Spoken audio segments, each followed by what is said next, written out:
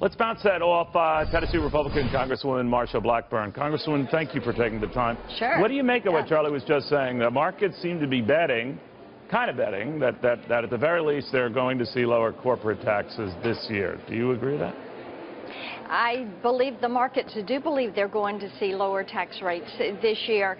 And one point that I would make is I think they're looking at both the individual and the business side of that. Of course, business has more impact for what they're looking at.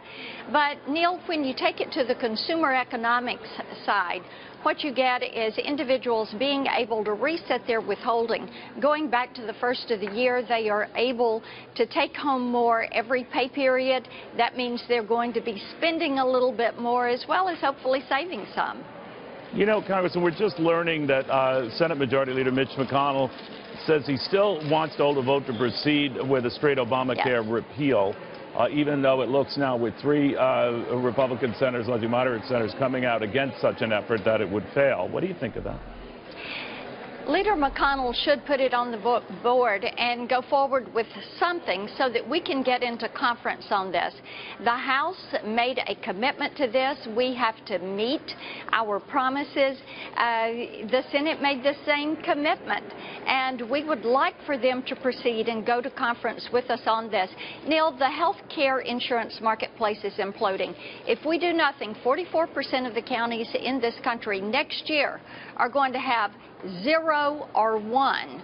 Oh, no, you're right. You sound like you're frustrated with your Senate Republican colleagues.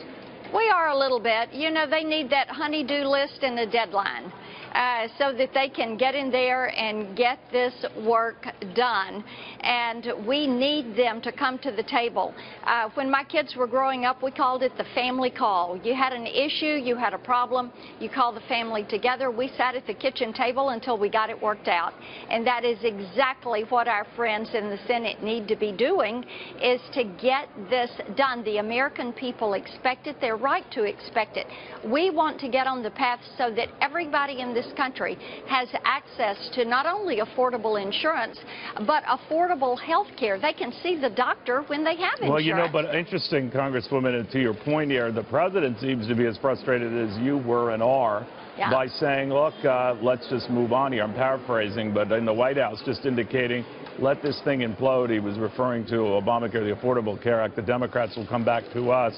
Is that his way of saying, maybe your way of thinking, that the health care thing, you don't do anything until the Democrats come to you?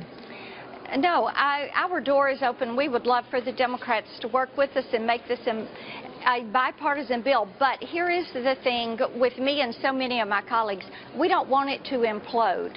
We do not want people and families to be put at risk. They have already suffered enough. He seems to be okay with that. He seems to be signaling this is what it's going to... I'm not okay with that. So you disagree with the president on that?